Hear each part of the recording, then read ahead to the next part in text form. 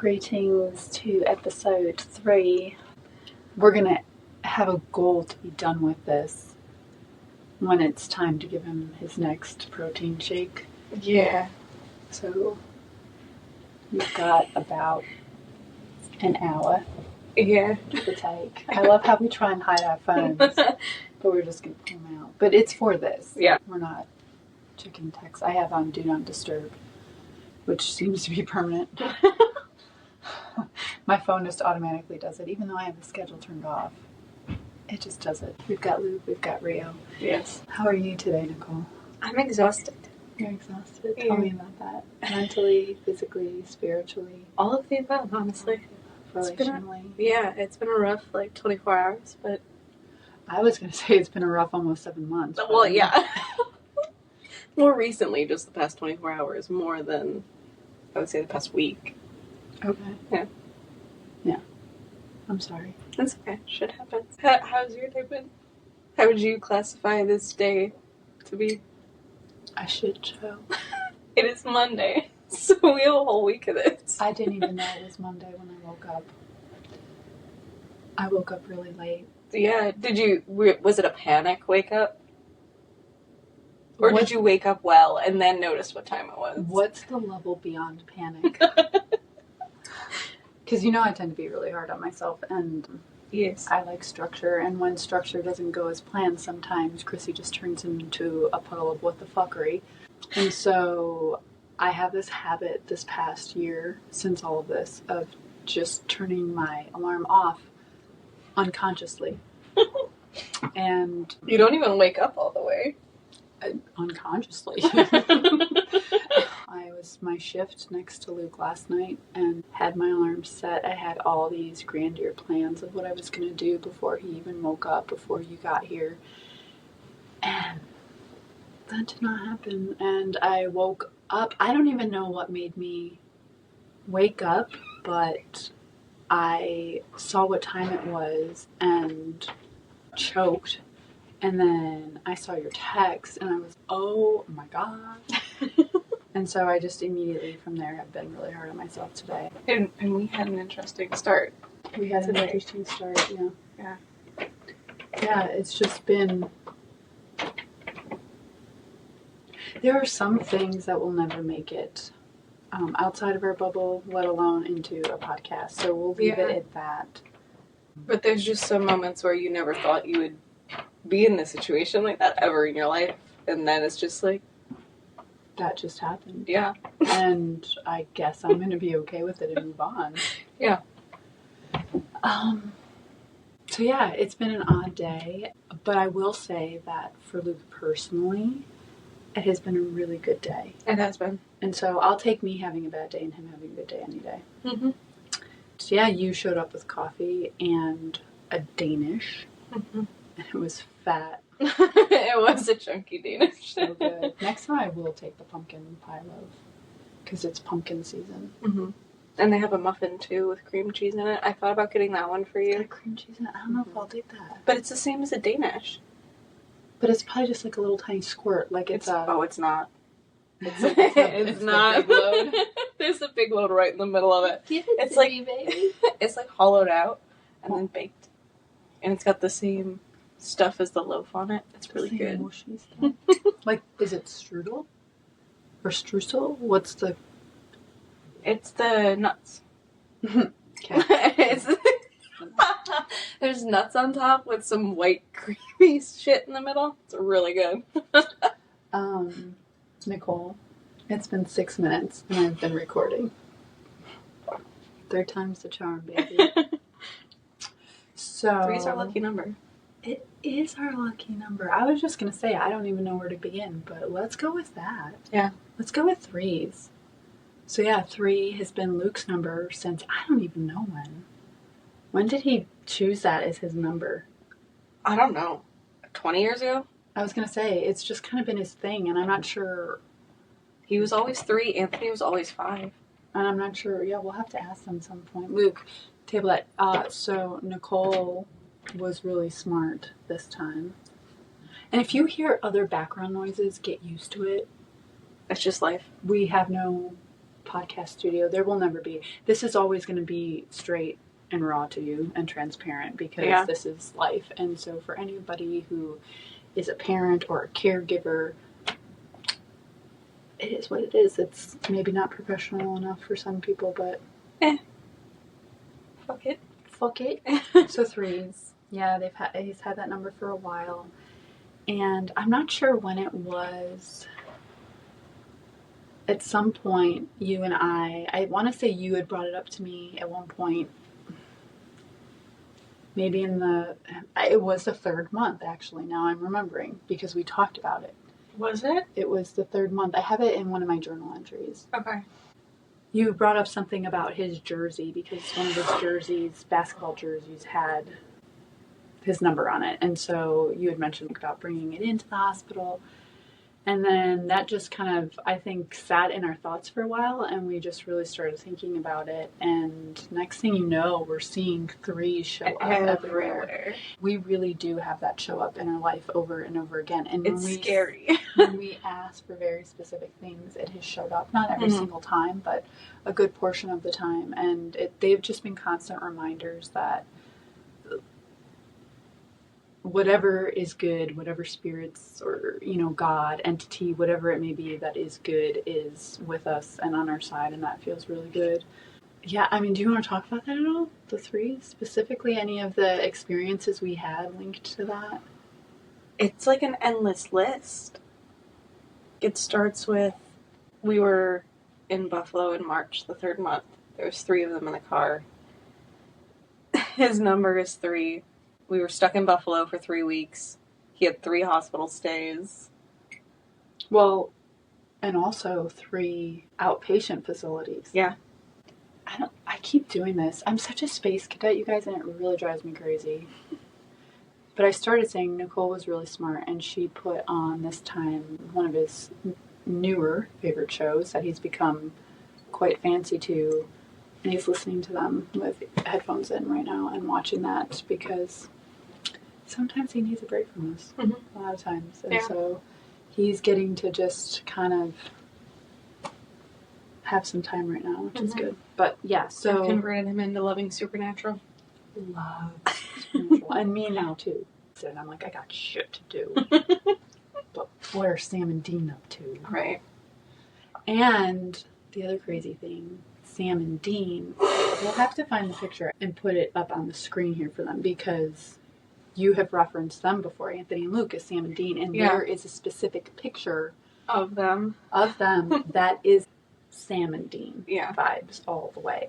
And so we'll have to throw that on social media and show people that, 3s. It's become a special number to us and the way that it's shown up. And we've been able to share with other people very specific things. And they've been like, oh my gosh, wow, okay. And then they share something and it's been really cool. So I don't know. I mean, we've talked a little bit about the timeline and we started back again at the beginning, and then he was in 3 months in Buffalo, and then we finally life flighted him. The insurance covering, only being able to go to Metro with that, and the whole team at Metro, I know that unanimously, we 3 knew within minutes that we were at the right place, just from our bodies relaxing and feeling at home when we were there. And it wasn't just being at home, because like you mentioned in the last episode, we drove, and that was a nightmare for us. Yeah. While tracking Anthony and Luke in the sky, while tracking each other and worried about our mental health. We had not really slept in 3 weeks. We had not eaten. Yeah. We were not in a really good place to be making this drive, especially in bad weather. But we did well at keeping each other safe, if you will, and we pulled over to get gas and coffee, and that was disgusting coffee, but it helped fuel us to get home. And you and I just getting into the hospital at the time of day that it was, and navigating, because they have like this old section of the hospital and then the newer part of the hospital, and I felt like, because it was like after hours, so we felt like it was in the back rooms. There was nobody there. Like it was a movie, like a horror movie was going to be taking place there, because There was nobody. There was like these renovations had to be done. So we were in these areas that it was like you would go on the elevators, but the elevators couldn't even go anywhere. So you're like, yeah, where are we? And there was nobody and there to would be ask. arrows to a door, and that it's was like no door. there's no door, and then either shit's locked, there's nobody around, or just furniture in the one area. We're like, what is this? So it almost felt like, thinking back now, we were walking that hospital trying to find where to go just as long as we were driving. It felt like forever. It's horrible. And it was such a windy day. I remember thinking, oh my God, if we have to go outside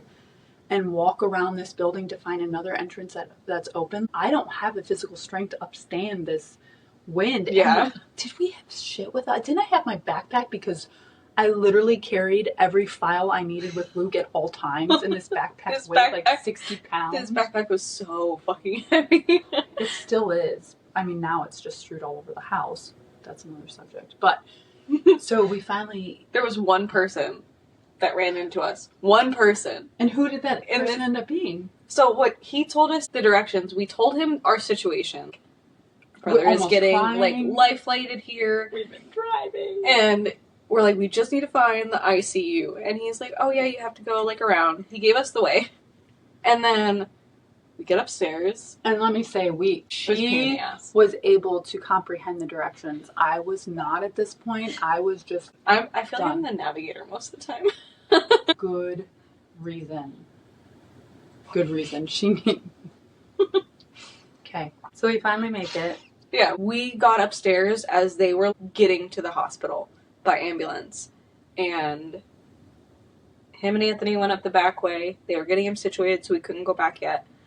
We get back there, and the doctor's coming, and it's literally the guy that gave us directions. Was the admitting resident.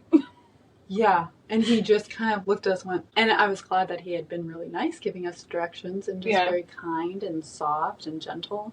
And he probably already knew then that he was, like, getting him. I'm sure. So he's like, wow, I'm going to just meet them again upstairs. You're probably right. And also, so Luke was life-flighted, right? But not even life-flighted. It was a jet, but he... It was so big it couldn't land on the helipad. Yeah. And so it had to be taken to the airport and then airport by ambulance to the actual hospital. So it was a bit of a journey for them, for sure. If you want to see the video of it, it's on my TikTok.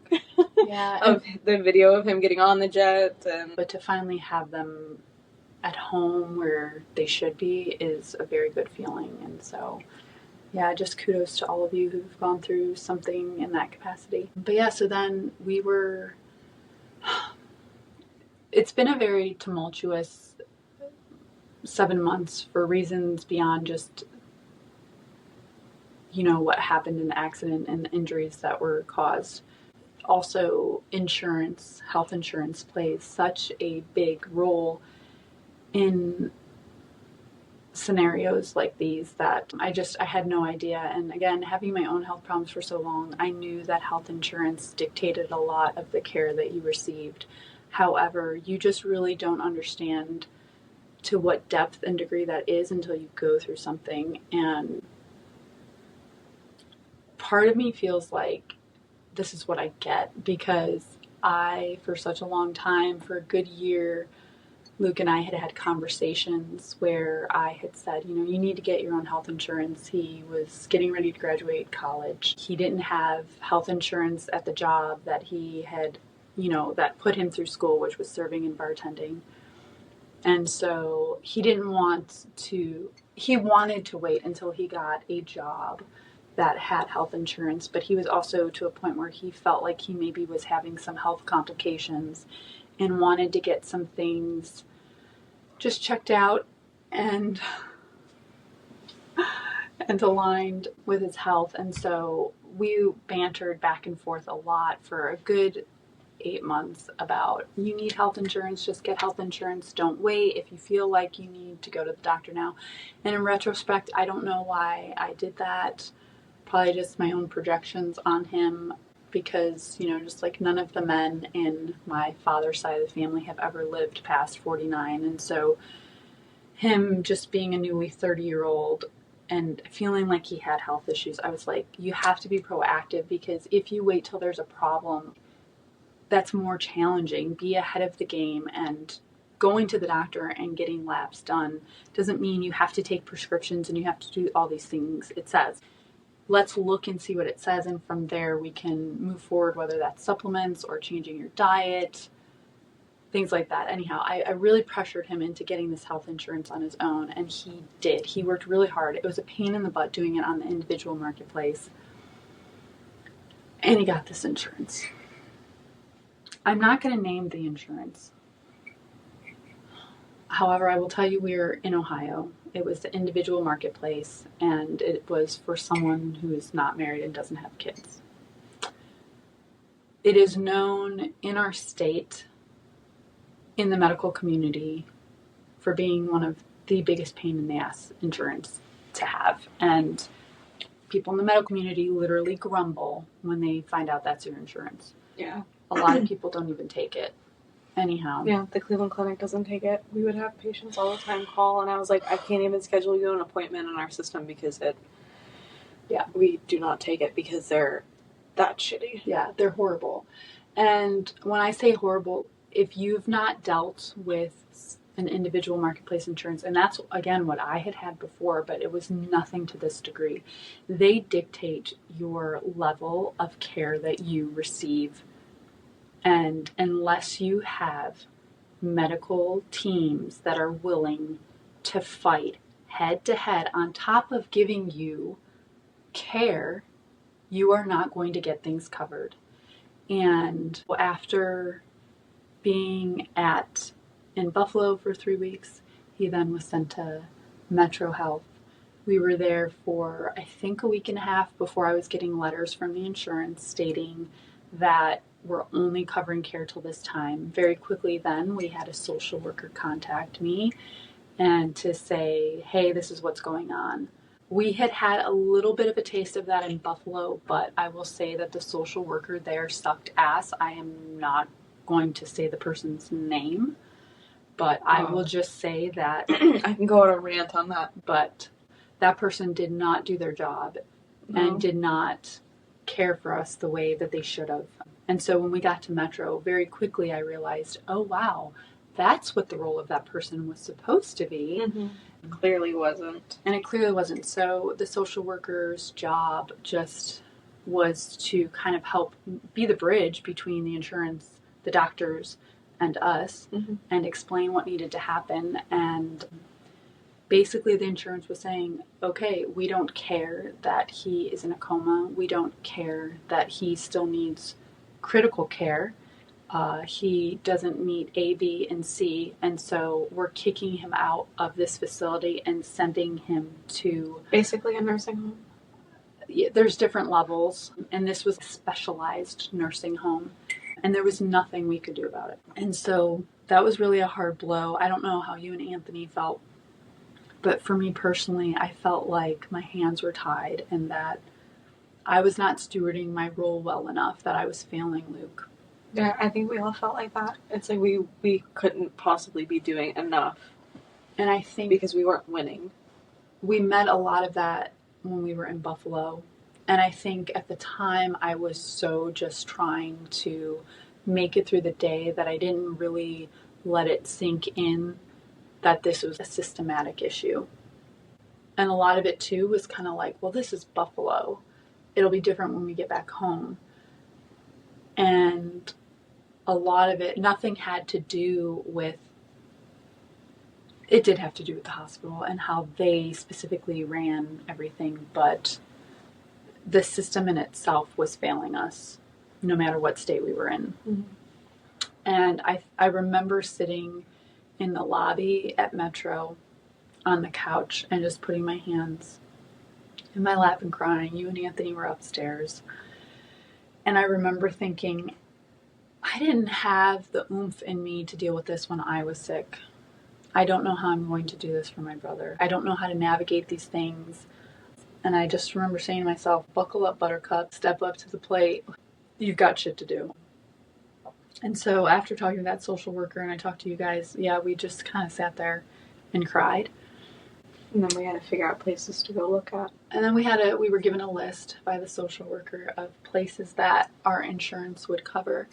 And the three of us each were very adamant about looking into these places. We weren't just going to listen to what the social worker said because they have relationships with all these places. So at first we didn't reach out to, we know a lot of people in the medical community locally, and the first time around we did not reach out to anyone just because we were so overwhelmed. So we started looking into things ourselves. And we also didn't have much time. Yeah, literally we had no time. Hey, you have a couple days to figure this out. The insurance would literally tell the social worker, and the social worker would argue to try and get even 3 more hours. Yeah. It was ridiculous. Well, I can try and not get back to them and give you at least till the morning.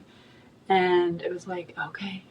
So we looked at all these places and none of them, I mean, literally the anger that you and I showed, Anthony may have hid his, but our anger was so real because we were like, none of these places, no matter what, nothing would be good enough for him. Mm-hmm. But knowing at this point, we knew, especially after talking to Metro and receiving all of his, they redid all the testing and they told us where he was at and what it was going to take to get him to A, B, and C. Yeah.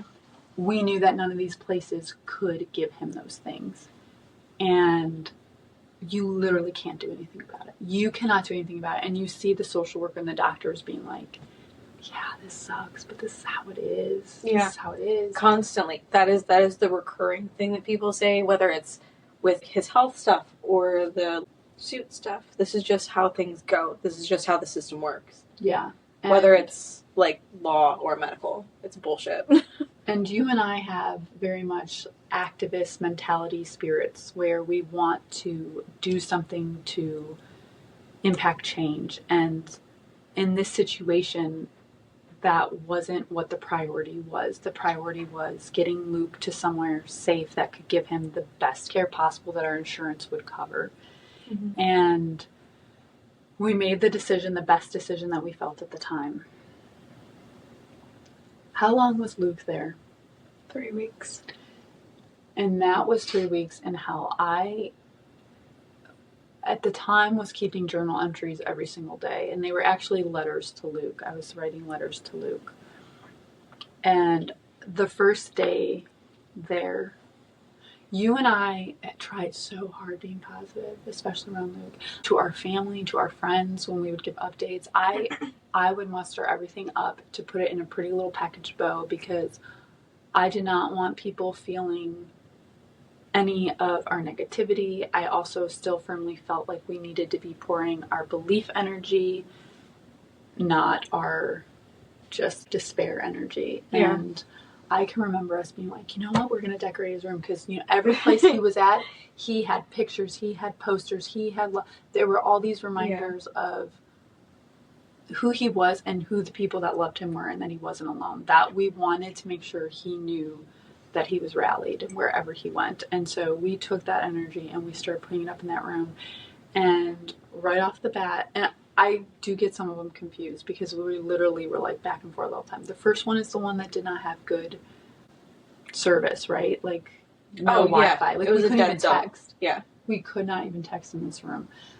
And at the time when he was at Metro, there would be some nights where we would spend the night, but also the nurses and doctors were really great there. They had him. And we could rest. Well, they were great on different levels, but they were also great at being like, listen, you need to take care of you. You need to go home and sleep. I promise I got you. Here's the number. Call as much as you want, but please go sleep and come back first thing in the morning. And so once we got used to that, that was hard for us to be able to do. But once we got into some type of rhythm, it felt good knowing that they had him.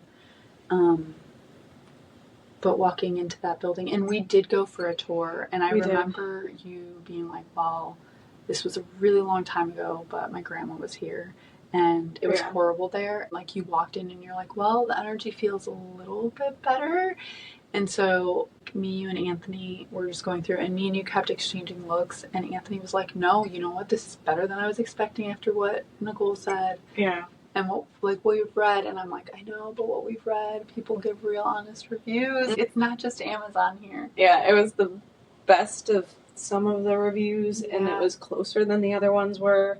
So yeah, we got into the car, and we were like, this has to be it. We literally have 6 hours to decide. Yeah. And so I remember signing that paperwork with the social worker wanting to vomit, and then making the call to go ahead arrange transportation and for them to receive us because all these steps need to be taken.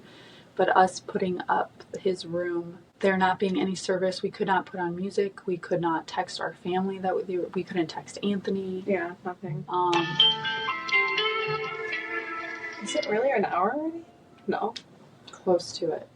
Yeah, so we have to have alarms set for everything, you guys, because when I say space cadet, I don't say that lightly. It's literally, there's so much. The day just gets away from us. I get here and then it's 3 o'clock and Anthony's here. I'm like, what happened to the day? Where did it go? I have no fucking idea. There's so much to do, and there's really no time to do it. No. There's not. We are in 2 people. We are nurses, aides. You cook dinner today. You do the laundry. Yeah, 5 loads of laundry today, and there's still 3 more to go. Inventory. But yeah, we carry a lot of roles in one, and there will be times that there's a friend who he's always like, you just need to get sleep, don't worry about a dirty house. And it's like, the sink is filled with dishes. It's not just me living here, it's a roommate, you, Anthony, Aria, Luke stuff. There's always a lot of us. So much to do, and if I don't clean to a certain level every single night, there's no way we can get done. No, because then it would take so much longer the next day. There's dishes, laundry, getting meds ready. There's just this laundry list of stuff that sometimes I don't go to bed till 4 o'clock, and that weighs down. We got off topic again. What were we even talking about? We were talking about the first facility after Metro. Yeah, so, that place enrages me. So it was just bad. So we were there. Were we there for 2 or 3 weeks? 3 weeks. Because it was another 3 thing. We were there for 3 weeks, and he changed rooms once or twice while we were there. Yeah. But it was very clear. This place was probably, out of all the facilities we were at, the long-term. So they're called LTACs. Mm-hmm. Long-term acute care facilities. Yeah. And so that was the best of all of them that we were at, but it was still bad. Yeah. It was very within the first 24 hours clear that they were not equipped to handle the level of care that Luke needed and required. Except for the respiratory therapists. Yeah, oh my gosh. They were fucking amazing. Right. They had the best respiratory therapists. And he had a trach at that point. Yeah. It was on a... And he was still recovering from his embolism too. Yeah. His lung embolism was still there. And so he had to be watched very carefully. And they actually did more than just their care. They checked in on us. They made sure, like, do you need me to get this person for you? And I don't want to diss so much the doctors and the nurses there and the caregivers. I will diss the doctor. Okay. And this is why I say that, okay? I blame it on the insurance. It will always go back to that for me because the medical and other professionals, caregivers, whoever they were, all of the people that worked in those facilities, right, they rarely received people in his care. So where do they go? I haven't even gone down that. The attorney and I have talked about this a little bit, but they're just not. That's not what they do. So of course they're not going to be the best in their field. And so to get angry at them, to me at the time, seemed pointless because it was like, it's not their fault. They don't know how to even talk to us. We were more educated. They didn't even know how to work the feeding tube. And you and I were like, thank goodness that we are hands-on and we asked to be taught. Like, Metro wanted us to learn, but we paid attention to everything and they were open to showing us things. So we were showing people at the facility they didn't know what the binder was. He has a binder. He has a PEG tube. So I guess we should maybe go into a little bit of those details. We didn't really fully talk about all of his injuries either. Maybe in the next episode we can really be organized about that process so that if people care to listen to that, or if someone feels like they're in a similar situation and just want to know they're not alone, we can kind of dig into that a little bit more. But deep dive into it. Yeah, we had to really educate them on some things. But when we brought up concerns, at that point, not only did we know Luke on a very intimate level before all of this, we also, because we didn't leave his bedside, we knew everything about his body. And we knew what his normal was at that point. Yeah, at every point we'd known what his normal. Yeah. And so if we brought up a concern, it was legitimate. And the first hospital in Buffalo, they did not care about that. They disregarded us all the time. Mm-hmm. When we got to Metro, it was very much, we hear you, we believe you, let's figure this out together and look into it. Yeah. And at all of the other facilities, it was disregarded, or who do you think you are? So that's where I then I had a problem, because they let their egos and their titles get in the way of listening to us as family. Yeah, and to the point where I was screaming at them the night that he ended up going back to the hospital. That's what it took for us. It took me screaming and arguing with a doctor to look at him and to pay attention. And keep in mind, for 3 days, and now when I say this, I'm almost ashamed because I'm mad that it took us 3 days. But so in those 3 weeks, there was a certain time period where one of us was with him at all times, because it was very clear he could not be left alone there. So one of us was there at all times, a lot of times two of us. It would take us both. When someone is bedbound, they need to be turned often because of bed sores and wanting to avoid bed sores. And so Luke had already had bed sores that he sustained in Buffalo because he was too critical to be moved to prevent them in the first place. And so it was one of those where we understood that was going to end up happening, because keeping his brain where it needed to be immobile was more important. And so we were battling that from getting worse and new ones being created, and they were not doing those things. So every 2 hours we were turning him, we were doing those things, we were changing him, cleaning him when he soiled, we were giving him bed baths and washing his hair, brushing his teeth, doing his oral care, stretching his arms and legs. Because again, Constantly. Keep in mind, we had done a lot of research and reading, and we realized that epigenetics, the rewiring, neuroplasticity, there were so many things that the brain was capable of healing, even from the degree of injuries that he sustained. But it would take a lot of time and a lot of work, and Luke was not capable of doing that physical work at the time. His body was doing a lot of work while it was sleeping, and we knew that it was up to us to do the physical work for him, to keep those new pathways creating in his brain while it was healing. And so we also, from the original accident, he sustained a stroke, and so there were certain things that we knew based off of scans and whatnot that told us that parts of his body weren't going to be working should he come out of this coma. And so we were like, then we need to be on top of this and get these things going. And so we were literally nonstop. I think there were very few times where we were not doing anything. We barely slept. Anytime whoever was there, whether we were at home or with him, we didn't sleep. I would say it was probably into week 2 where the three of us were like, something's not right. We have no idea what it is. And they kept taking him off all the monitors. They're like, insurance is saying he doesn't need this. And even though it didn't require anything extra of them except to have to check them when the monitors would go off. And there were a couple good nurses. We'll say that. And he loved to pull his leads off. So as soon as he started getting mobile with the one hand, that's all he started doing. Constant. He pulled out his trach. Again, we'll get into all of this. He pulled out his trach while he was there in the middle of the night and scared the shit out of an aide. And then the nurse came running. Yeah, that was because they immediately had to put his trach back. You guys, there's so much. We'll have to pull out our journals for a couple episodes. I forgot about, it's been... A lot has happened. Yeah. So every day was really hard. Every day there was a lot of battling. There was a lot of Not a lot. There were some really good nurses. The aides at every place were actually really phenomenal. I can say that the caregiver aides, taught us a lot. They listened to what we said and took consideration of that.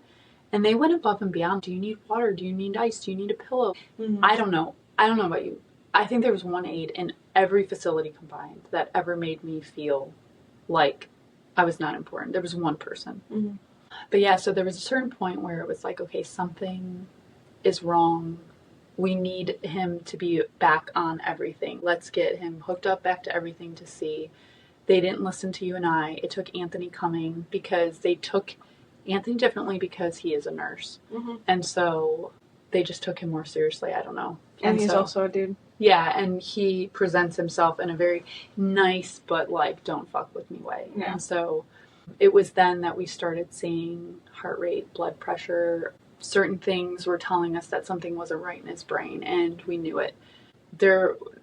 Three of us again were unanimous in being like, we need a brain scan. Mm-hmm. Something is going on. And the doctor, first of all, it took a day for the doctor to even call Anthony. He didn't even come see. He called him.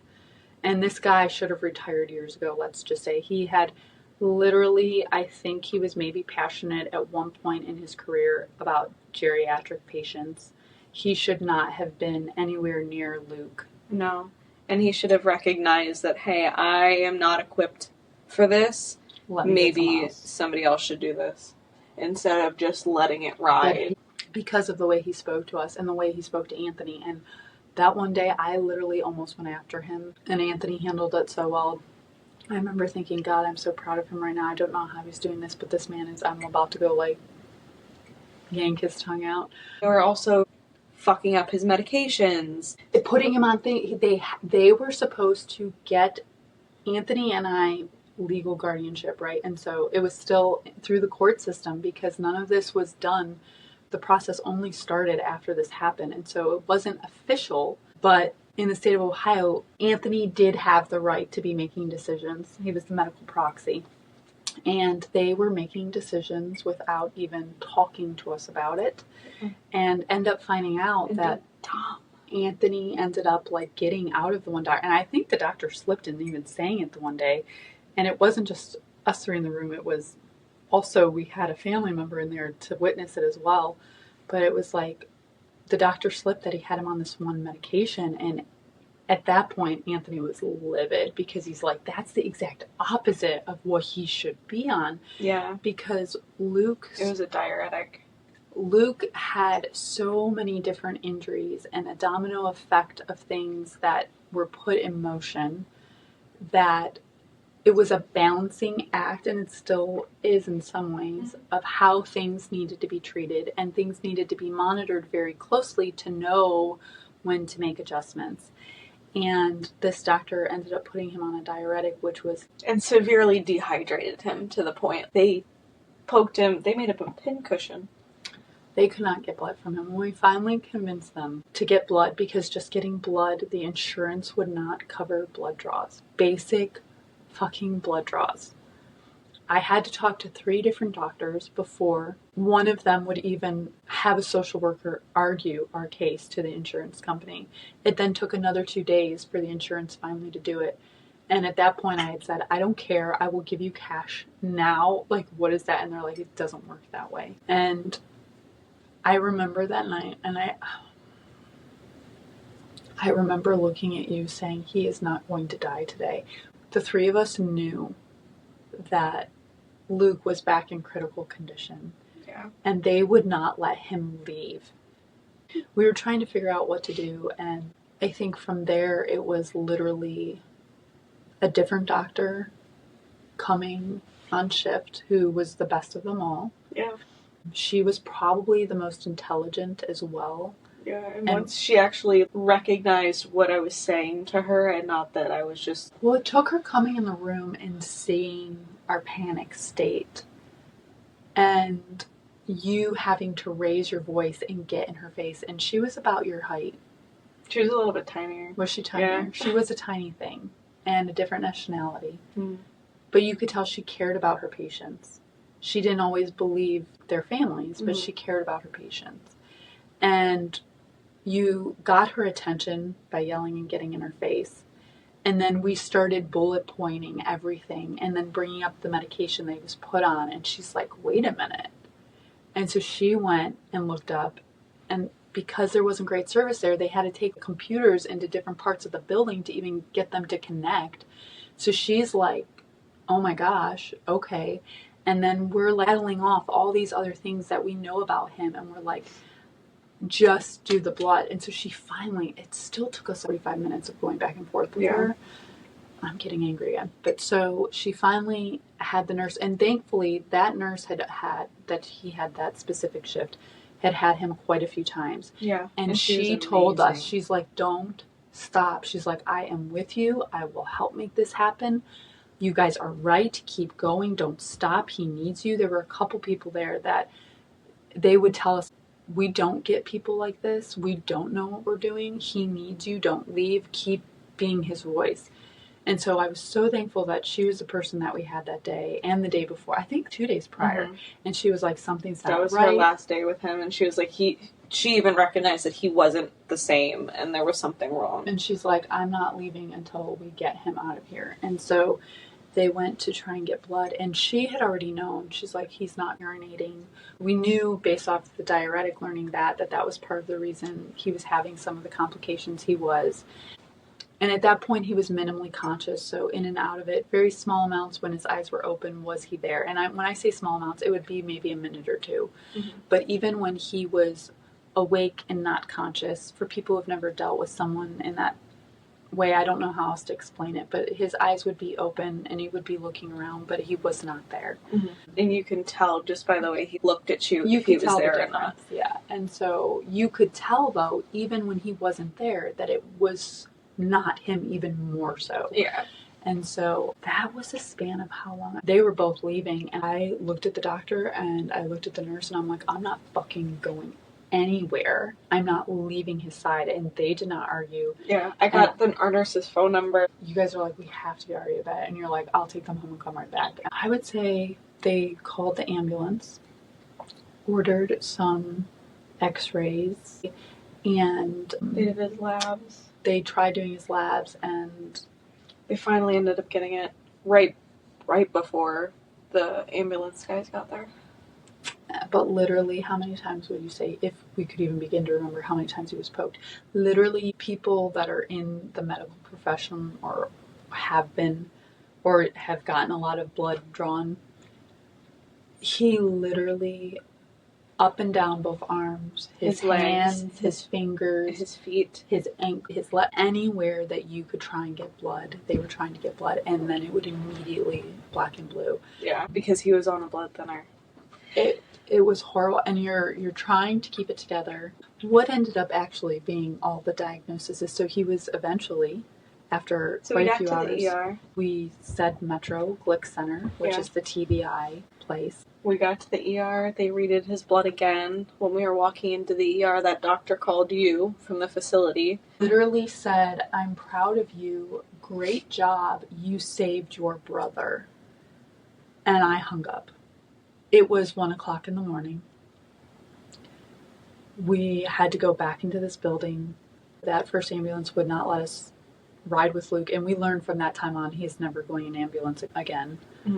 But that was terrifying to hear that. And we looked at each other.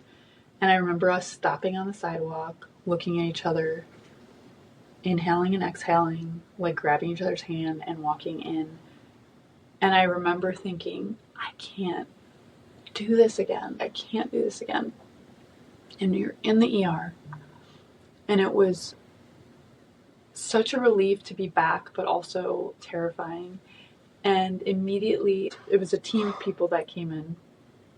And one of the first doctors, and I'm just going to say her name because she's amazing, but she looked at us and she's like, I saw Luke's name and saw it was you guys, and I was sad that you're back, but I'm glad to see you guys.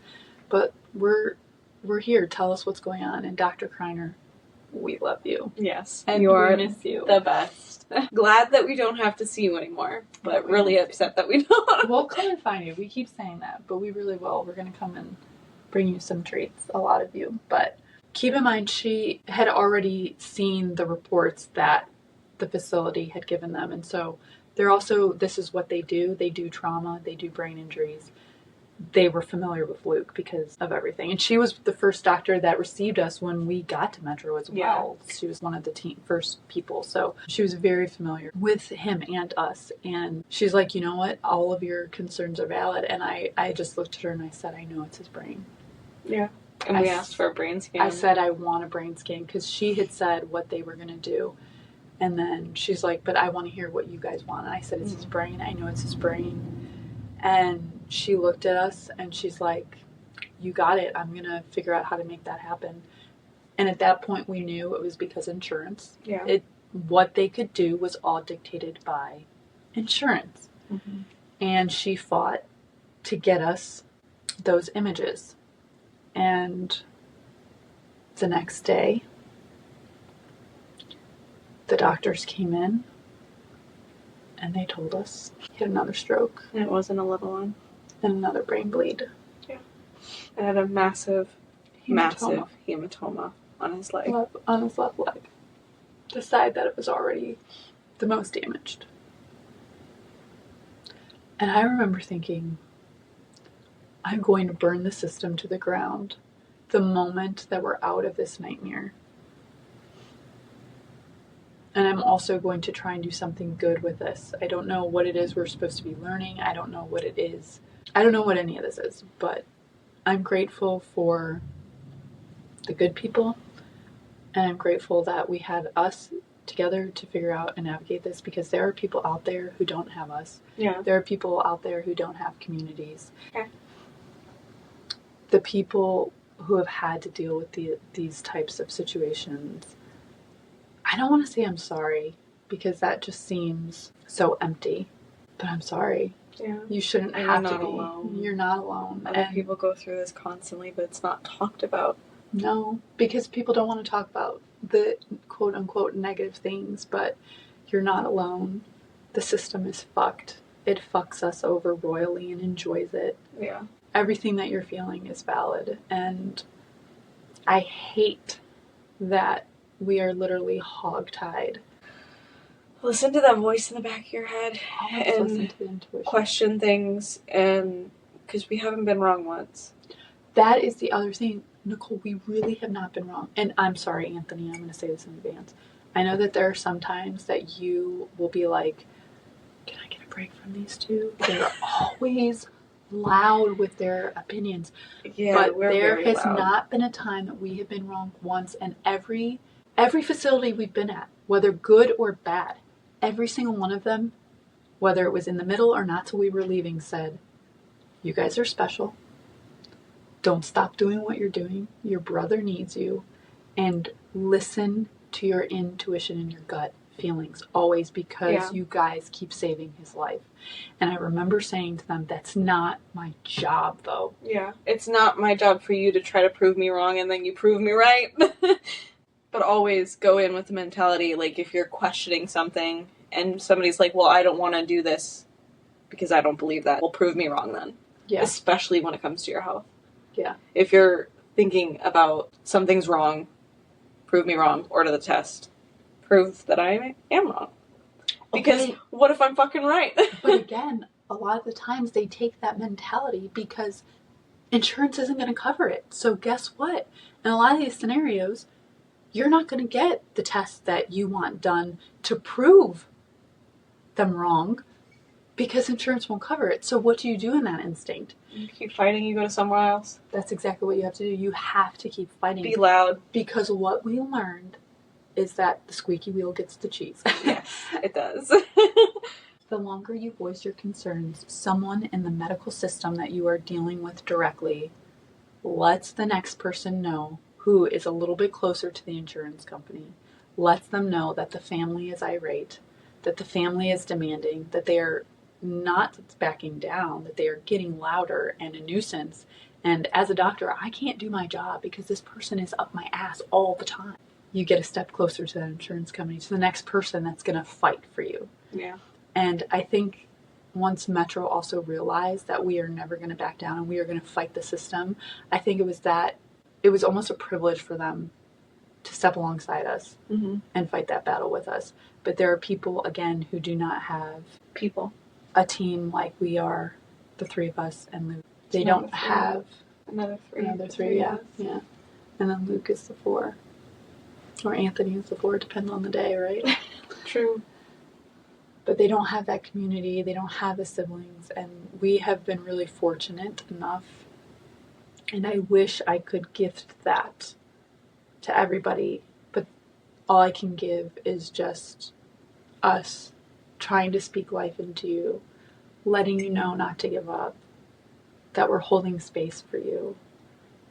And this may sound corny, but I honestly do think about you every day, because every day I don't take for granted what we're given. Yeah. Even in the midst of all of this shit, we're really gifted so many things. And every day I think we don't have to be receiving this, but we are, and I wish we could give it back to someone. Yeah. And right now, the only thing we're capable of giving is our story and some light and love and prayer and energy to those of you out there who feel that despair and that weight and like you're hitting a wall and that you're losing your loved one because of a broken system in desperate need of reform. Don't give up. You matter. Your voice is important. And also do something for yourself today that makes you feel loved, because you need to do that. And it's the hardest thing when you're a caregiver and when you're okay the voice. To be selfish. I want to stop with it. I have said that so much during this. It's not even selfish. It's literally just self-care. It's taking care of but yourself. We call it selfish. Yeah. Because it feels that way. Taking care of yourself means that you're selfish. So yeah, be selfish if that's what you were taught to believe. But yeah, don't give up. Keep going. You matter. Your loved one matters. And you should not... It's not fair what you're having to battle. No, but it's worth it. Yeah. Every little bit of fighting. Because we're sitting here at home with him, and he's making funny-ass faces while watching Supernatural. And I think I want to add, too, I want to be tender with anyone who may be listening at any point that this crosses their ears, that if they've lost a loved one in any type of accident, specifically a car accident, a violent one like this, and you didn't even get the opportunity to fight these types of battles. We don't take that lightly either. No. We grieve that for you. And my heart's just really going out to our friends' family. So if you ever listen to this, know that we think about you guys every single day, sister. Every day, all day. And we love you. And our hearts grieve and break all the time. Yeah. And we will, if anything, allow that to spur us on even more to take what we do with great respect. But yeah, for those of you that didn't get the opportunity to be able to step into a role like we do, I agree with you and I see you. My condolences and love. May you find comfort and just reminders of the awesomeness that your loved one was. Yeah. So, but anyhow, that's a wrap, I guess, for this episode. Yeah. I don't know when we'll eventually air this and share this with the world. We're going to try and get a bunch of episodes recorded before, because as you've noticed and gathered, things are chaotic for us, so we'll do it as we can. But if there's a point where we are still recording episodes and putting this out there at the same time and you want to connect with us, we'll get you some social media so that you can connect with us and send us questions or comments, or even share your own stories with us. We'd love to connect with people. We can't always respond to everything in a timely fashion or as quickly as people are deserving of. I am the worst with that. We both are. I think I'm a little worse. I'm going to apologize in advance. I take 7 to 10 business days to even read a message. And again, it's nothing to anyone, but we would love to connect with you guys in some way, and we'll eventually get back to you. And the people that know us that are really actually just waiting for responses. In our inbox on red.